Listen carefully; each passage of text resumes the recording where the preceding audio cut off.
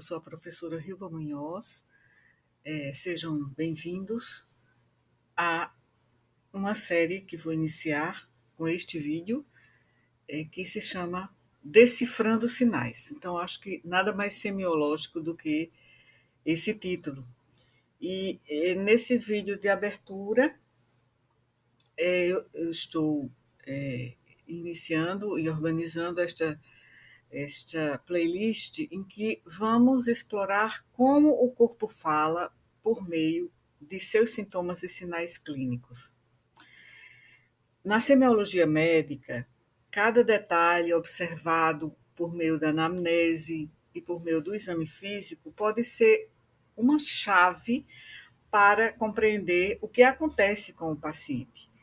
Então, nosso desafio é interpretar esses sinais conectando ciência, história e prática clínica para transformar dados em conhecimento e, finalmente, em cuidado em saúde. Então, esta série terá 18 episódios que vou publicando semanalmente, sempre mantendo a identidade desse título, Decifrando Sinais. Então, o primeiro episódio será o que é sinal clínico e o segundo será a arte de observar, sobre a arte de observar. Então, após uma breve contemplação sobre a abordagem semiótica da medicina, a gente acaba percebendo que vivemos em um mundo de sinais, ou seja, de signos. E a medicina, como um dos guias, não é? Digamos assim, quase de um enredo, como o de Alice no País das Maravilhas, nos ajuda a interpretar os sinais do corpo, assim como interpretamos os sinais do ambiente, não apenas auxiliando a encontrar uma saída para os caminhos desviantes das dores, dos sofrimentos, das doenças. Mas é preciso notar que nós, como sistemas de sinais, de signos abertos, multiníveis, auto-organizados e também autonarrativos, vivemos no que alguns autores chamam de semiosfera. Isso vindo de uma forma também ecológica, né? Então, segundo Hofmaier, na década de 80, esses trabalhos começaram falando sobre essa questão da semiosfera, e aí Hofmaier considera esse termo, né, semiosfera, como a totalidade dos processos semióticos que ocorrem no nosso mundo. Então, desse ponto de vista, doenças e conflitos não vão aparecer apenas em um cenário de vida, um nosso cenário de vida, como algo que seja, digamos, aspectos estranhos, ameaçadores, personagens ameaçadores. Então, também se apresentam como forças de desenvolvimento e sinais essenciais para a interpretação, né, do mundo. Então, se considerarmos a semiótica, a semiologia, podemos observar sinais essenciais que nos ajudam a decifrar o que determinada situação clínica nos traz. Então, a medicina, nessa perspectiva, é um sistema, digamos, intencional, é um sistema intencional.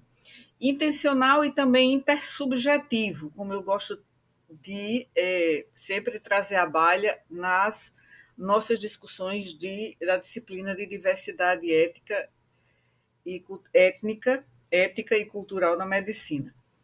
Então, esse sistema ele se estende, né? Ou estende nossa adaptação natural aos níveis de consciência pessoal e social.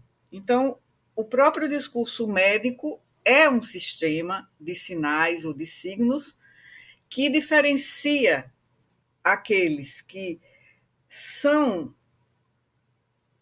considerados normais, entre aspas, ou saudáveis, aqueles não saudáveis, aqueles que são indicativos de uma determinada patogênese. Então, nós médicos estamos empenhados em incorporar muitos métodos quantitativos para a nossa tomada de decisões clínicas, né, na prática.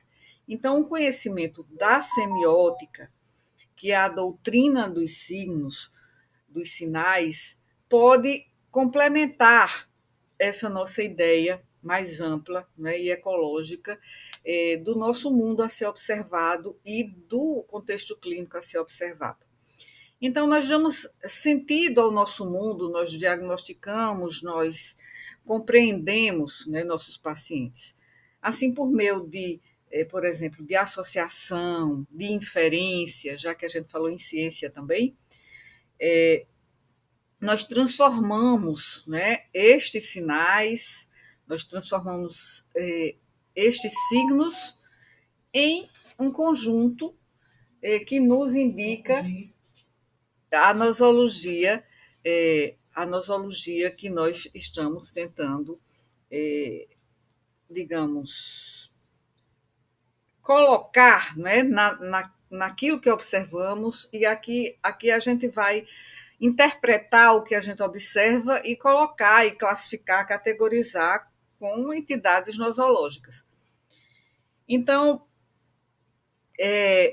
a gente sabe que os sinais clínicos, eles, quando vistos por outros olhos, não é, que não nesse contexto clínico, a gente até pode considerar, né, que, caracteristicamente, quando a gente vai em busca de um diagnóstico, a gente parte de uma inferência em que a gente leva em conta vários, digamos assim, mecanismos ou formas de interpretar.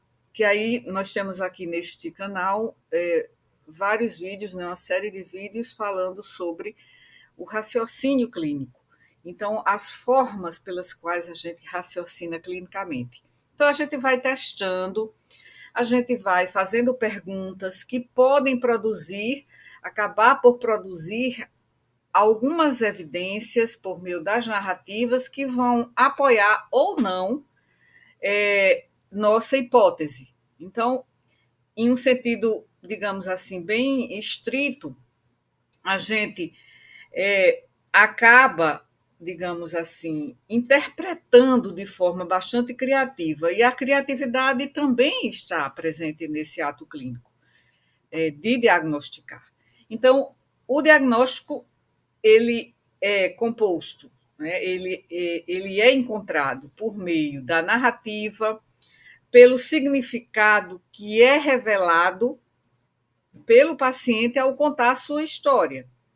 Então, o diagnóstico só poderá, né, alcançar, digamos, o nosso objetivo, ou seja, ser bem-sucedido, na medida em que a gente respeitar os princípios e as ressalvas da interpretação dos sinais.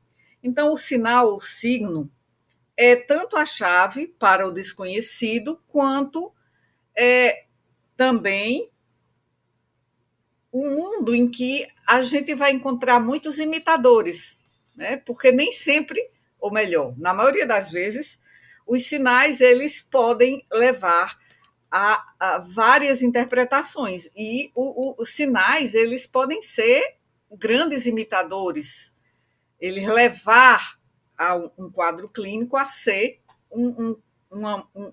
a ter um mimetismo, né, com várias síndromes, e entre as síndromes com várias etiologias da própria síndrome, daquele conjunto de sinais e sintomas. Então, o signo, tanto o signo quanto o seu significado, geralmente não são a mesma coisa, como a gente sabe, né? O significado ele precisa ser inferido. Daí a gente fala no nosso método hipotético dedutivo, que é um dos métodos pelos quais a gente chega às hipóteses diagnósticas e aos diagnósticos. Então, o significado ele precisa ser inferido. Então, como as interpretações são feitas muitas vezes subjetivamente, elas são circunscritas pela experiência e pelo viés do próprio clínico. Então, além disso, a gente sabe que os contextos também em que um sinal aparece também contribuem para moldar o significado do sinal e podem também levar a múltiplas interpretações ou mesmo até alterar as interpretações completamente. Então, um signo ou um sinal representa algo. A gente se comunica indiretamente por meio de sinais e a gente dá sentido ao nosso mundo interpretando esses sinais e, por meio dessa interpretação, a gente chegando a significados. Então, a semiótica, que significa o estudo da vida, da vida mesmo, do conjunto do mundo, né? De sinais, a gente, considerando isso no caso clínico, esses sinais eles são apresentados e eles são, digamos assim, elementos, né, que juntamente com outros sintomas, outros sinais, eles vão acabar por compor uma síndrome. E por meio das síndromes, a gente pode chegar às hipóteses de diagnóstico etiológico. Então, são dois modos de compreender a medicina clínica, podem até ser contrastados. Isso para início de nossa conversa aqui sobre os sinais. Então, a gente sabe que muitos antropólogos têm se interessado há muitas décadas em compreender as representações das doenças do ponto de vista social. Como é que as doenças são representadas? Então, por exemplo, explorando como as classificações diagnósticas, falei há pouco de nosologia, moldam as práticas sociais e as práticas intersubjetivas, ou então se manifestam como experiências incorporadas e formas de atenção, não é? Formas em que a gente vai buscar como é que é feita a representação da doença pelo doente.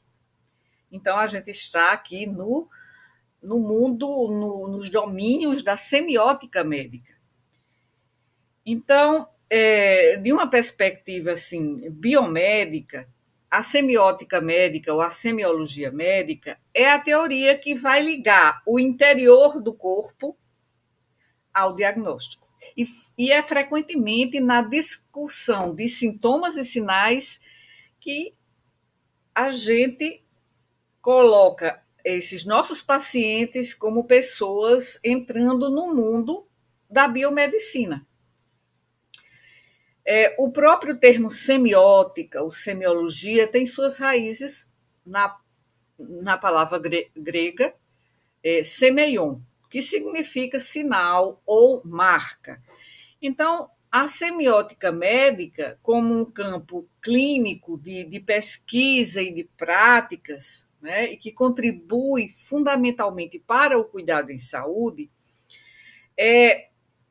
a gente sabe que surgiu no século XIX, né, quando eu ministrei a disciplina de História da Medicina e da Bioética, há alguns anos, a gente tinha uma aula especificamente que falava sobre o surgimento da clínica dos sinais e sintomas, e isso se deu principalmente no século XIX, como parte de uma transformação mais ampla das ciências e da própria prática médica durante um período conhecido como Renascimento Médico. E depois eu posso, não nessa série aqui, mas em outra playlist que nós temos aqui nesse canal, a História da Medicina, a gente pode voltar a revisitar aquele tema que é tão fascinante. Mas, assim, digamos, a semiótica em si, ela não se desenvolveu como um fenômeno isolado, mas, em vez disso, foi pela interação, né? Interação que aconteceu, né, com a semiótica linguística, que é a semiótica geral, né, que está muito enraizada no trabalho de filósofos e linguistas como Ferdinand de Saussure e Charles Peirce, né? Isso na semiótica geral. Então, eles exploraram a natureza complexa dos sinais e o seu significado, mais assim, especificamente dentro da linguagem. Então, o Saussure, na verdade, a pronúncia não é exatamente Saussure, mas é que eu me habituei a, a usar essa pronúncia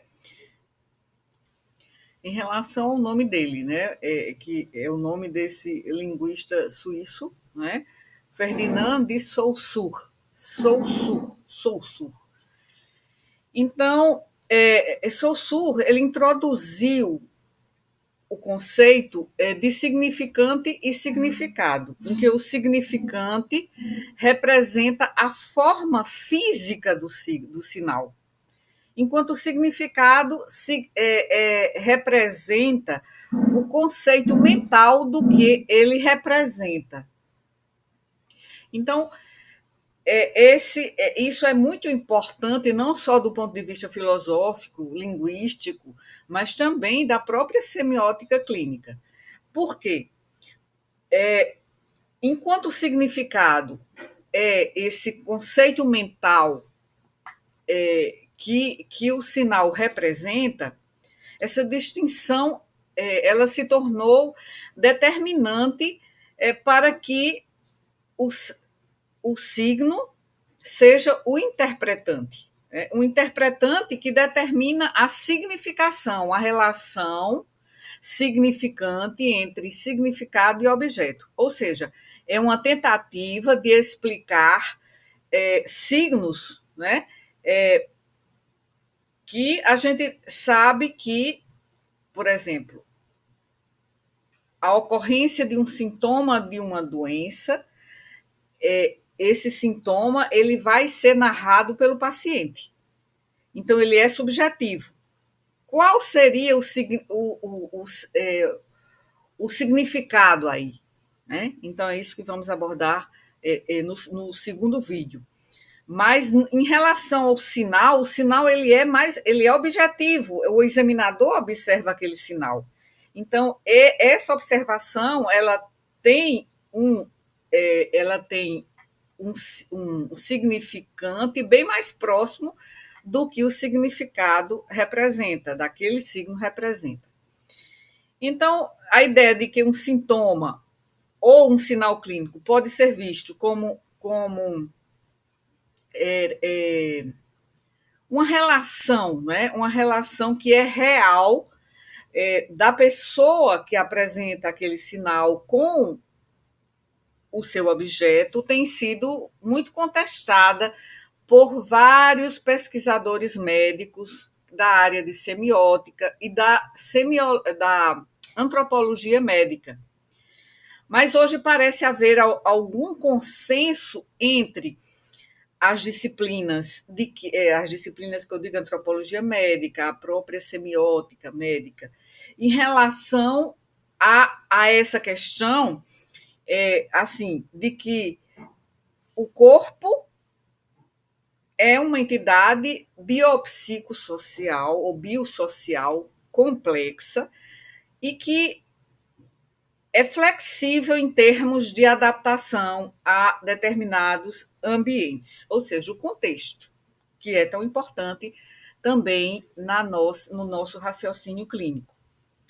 Então, essa ideia mais composta e mais complexa do corpo não apenas rompeu com as premissas da medicina sobre a semiótica médica, assim, no sentido de que haveria um sistema de sinais, e mas também expandiu o que a biomedicina, ou seja, o nosso modelo biomédico ocidental, considera como sintomas e como sinais.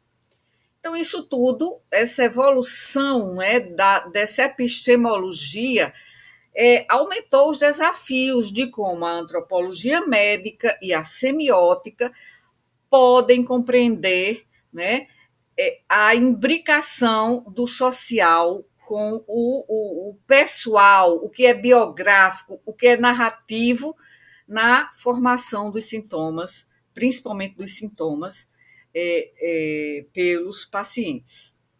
Então, a gente precisa fazer essa distinção, né? O que é que a gente vê ou interpreta e como interpreta na biomedicina convencional, no modelo biomédico tradicional, em que a compreensão cada vez mais complexa do corpo e da saúde resultou em uma semiótica médica que está, assim, em constante expansão e na qual fenômenos que são diversos, como sensações, dados biográficos, como, por exemplo, pobreza, é, perdas, né, como, por exemplo, perdas interpessoais, perdas materiais, e práticas também que são tecnológicas ou sociotécnicas, por exemplo, como o uso dos smartphones, que também acabou transformando as relações, né, sociais no nosso mundo, acaba também por influenciar nessa semiótica. Né? Então, a gente sabe que isso é visível nos diversos campos com os quais temos nos envolvido nas últimas décadas, em que a gente explora a consciência e explora transtornos que são funcionais e que a medicina, digamos assim, o modelo biomédico, a biomedicina tradicional acaba por muitas vezes contestar a existência, né? Então, a gente sabe que muitos autores acabam, digamos assim, entendendo, por meio de suas publicações, a gente percebe que muitos autores buscaram insights sobre como pistas clínicas e tecnológicas também abrangentes no cuidado, né, no cuidado em saúde das pessoas, por exemplo, em um determinado contexto clínico, uma pessoa, um paciente com lesão cerebral. Muitas vezes, essa pessoa passa a ser interpretada, né, como sinais, né, de consciência, por exemplo, ou não. Então, documentar essa prática e analisar a consciência como um fenômeno biopsicossocial emergente amplia as noções biomédicas e filosóficas do conceito de consciência e leva, né, a atenção, além da compreensão da consciência como inerte, né, ao paciente que apresenta essa lesão cerebral, para compreendê-la como uma prática também relacional. Então, a gente percebe, principalmente nas últimas décadas, quando as práticas cotidianas elas muitas vezes são transformadas em sinais clínicos, e daí sinais e sintomas, né? Clínicos, e são convertidas em critérios de diagnóstico, nessas nosografias todas que existem. Por exemplo, quadros, não é, que principalmente na psiquiatria, tem uma questão, né, como o próprio Manual Diagnóstico e Estatístico das Doenças Mentais, o DSM, em que a gente tem aqueles critérios diagnósticos, e o DSM ele se coloca como uma questão que é ateórica, ou seja, ela é nosográfica. Então, aí vai se colocar e como se fosse encaixotar, né, as categorias, né, de diagnóstico por meio de critérios que são a presença de determinados sinais e sintomas que duram por determinado tempo. Aqui está um ambiente um pouco ruidoso, e isso acaba atrapalhando um pouco a concentração. Mas, assim, isso por isso que eu falo em semiótica em expansão. Então, esse é um desenvolvimento, uma evolução da semiótica que é impulsionada por uma epistemologia biomédica, em que os sinais somáticos, que são chamados de objetivos, para esses distúrbios, eles, digamos, são muitas vezes contestados. Eles permanecem assim, marginais à medicina, devido a uma suposta não comprovação desses sinais de forma objetiva com um substrato, né, anatômico. Então, nós vemos que o desenvolvimento diagnóstico, onde o sintoma, né, ou seja, a expressão de uma determinada disfunção ou de uma determinada lesão orgânica, esse sintoma ele se torna o fenômeno, né, que é, digamos, as letras, como as letras no alfabeto. E é juntando as letras que nós formamos palavras, e de palavras nós formamos orações, períodos, né? E só comparando esses sintomas e sinais ao alfabeto, né, que vai se conformar, né, em palavras, em sentenças que têm os seus significados, assim como os sinais e sintomas eles se aglutinam muitas vezes para formar determinadas entidades chamadas de entidades nosológicas. Então, isso a gente sabe que fica muitas vezes assim em primeiro plano. E isso é a semiologia. A semiologia é estudo dos sinais e sintomas, no caso do contexto clínico, né? Semiologia ou semiótica médica. Então, a gente tem toda essa complexidade. Nós temos também um vídeo aqui no canal que é a aplicação da teoria da complexidade, né, a esse raciocínio clínico.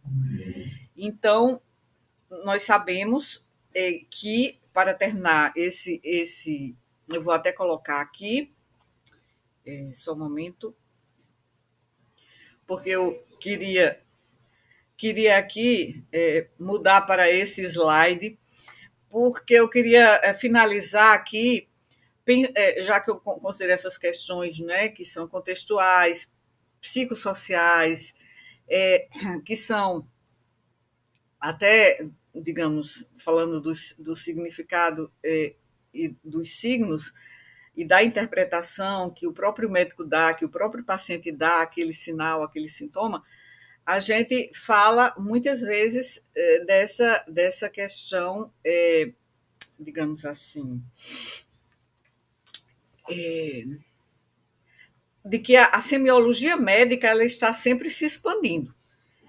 O que contraria aquela ideia que existe, que, por exemplo, a semiologia nunca vai mudar. A gente já viu muitas vezes comentários entre até colegas docentes. A semiologia é a mesma, de 30 anos atrás a semiologia é a mesma, os sinais clínicos foram descritos, muitos deles por Hipócrates, e até hoje a gente interpreta dessa maneira. Mas, como disse Anderson, e colegas em um trabalho que eles publicaram em 2024, né?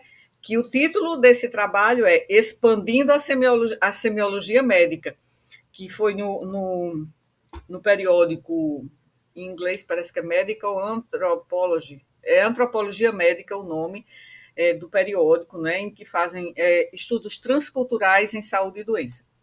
Bom, então, essa semiótica, ela não é estática, a semiologia médica não é estática, ela evolui, ela não é fixa, como se pensa.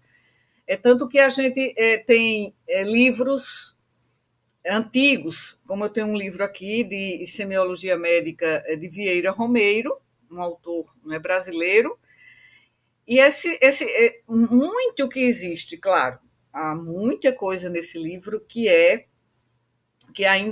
hoje também se aceita e são questões que ainda interpretamos daquela mesma forma, mas muitas outras já carecem de valor semiótico hoje em dia.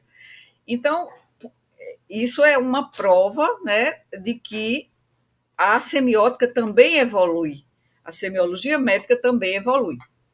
Então, como eu disse, eu queria colocar, já que eu falei nessa questão da antropologia médica, da filosofia e da interpretação do sintoma, que é mais subjetivo, do sinal que é mais objetivo, né? Isso tudo do ponto de vista da intersubjetividade. Então, por isso que eu coloquei esse slide com esses termos aqui: significados construídos, experiência subjetiva, cultura e contexto social, que tem mais a ver com a nossa disciplina de diversidade étnica e cultural na medicina do que propriamente com a de semiologia. Claro que tem muito a ver com a semiologia médica também, mas essas duas disciplinas elas se superpõem e se complementam. Então, a semiótica médica aí sendo entendida como um conjunto de representações que ajudam a explicar como nós interpretamos sinais e sintomas. Então, a semiologia envolve tanto a experiência subjetiva do corpo, quanto o que Michel Foucault, chamou de olhar clínico. Porque isso significa o quê? Significa que, na prática clínica, a forma como nós entendemos os sinais de uma doença é influenciada pela cultura e pela maneira particular de cada pessoa de agir, de reagir, de pensar, de ver o mundo e ver os seus sintomas e sinais. Então, um exemplo importante é a distinção feita por Arthur Kleinman. Eu vou pegar só aqui o livro de Arthur Kleinman, que acabei resgatando recentemente. Só um instante. Aqui, Arthur Kleinman, que eu mencionei. Arthur Kleinman é um antropólogo, né, que estuda esses fenômenos psicossociais da saúde e da doença, né, e do cuidado. Então, esse livro eu acabei resgatando em uma aula que eu tive a semana passada com a turma de diversidade cultural, em que os nossos alunos mencionaram, né, as narrativas das doenças de Arthur Kleinman. Então, eu resgatei e acho que vou fazer uma resenha desse livro, que é tão importante na semiologia médica. E o outro que eu mencionei aqui, né, é o livro de semiologia médica de Vieira Romeiro, publicado em 1964. E esse livro, eu estudei por esse livro ainda, né? Um livro que tinha mais ou menos uns 20 anos já. E esse livro ele foi um livro que me ajudou a decifrar os sinais e sintomas, né, quando eu estava no 4º período da graduação, e me ajudou a estudar semiologia. E é muito didático, ainda que assim possamos dizer, não, ele tem 61 anos esse livro, mas ele tem ainda muitas questões que são atuais, que são digamos assim, ainda significativos no nosso estudo da semiologia. Mas tem alguns que não são. Tem alguns que, assim, não se menciona mais. Deixe-me lembrar agora, sinal da moeda, por exemplo, no exame do tórax, sinal da panela rachada, só para exemplificar alguns, né? Hoje não se menciona mais nas aulas de semiologia, né? Então, por isso que eu queria só fundamentar o que eu falei há pouco sobre que a semiologia médica não é fixa. Ela se expande, como disse aqui, o autor que eu mencionei há pouco, né, Anderson, nesse livro que é A Expansão da Semiologia Médica. Né? Então, aqui acabei. Sim, é aqui que eu quero ver. Sim. Bem, então, só para a gente lembrar que. E foi o exemplo dado por meus alunos essa semana, em que, na disciplina de diversidade, que eles falaram de um exemplo importante feito por Arthur Kleinman entre doença, que é a visão biomédica focada no problema patológico, e a enfermidade, que é a experiência subjetiva do paciente, que envolve crenças, percepções, sentimentos. E esse olhar mostra que os sintomas não são apenas fenômenos biológicos, mas são experiências vividas, são vivências e interpretações em contextos sociais e culturais diversos. Né? Então, esse trabalho de Arthur Kleinman, a princípio, ele não só esse, mas outros trabalhos de Arthur Kleinman receberam críticas por não abordarem suficientemente as relações de poder no sistema de saúde. Mas, ainda assim, sua ideia dialoga com a de Michel Foucault, porque ambos esses autores tão importantes, eles mostram que sinais e sintomas não são neutros. Eles sempre carregam significados construídos. E a gente sabe que depois, muitos outros autores, eles aqui eu não lembro agora o nome, eu sei que tem a Mônica Conrad e tem outros autores também, que são antropólogos, eles analisaram como o que hoje se chama de medicina preditiva e a genética criaram novas formas de entender riscos e futuros que são possíveis formas, né, de adoecimento.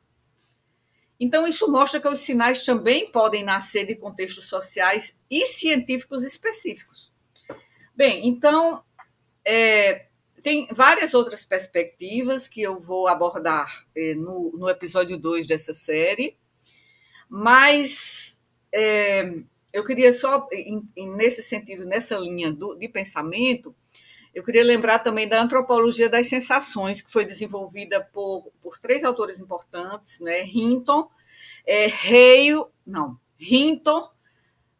Hawes e Kiermaier. Né?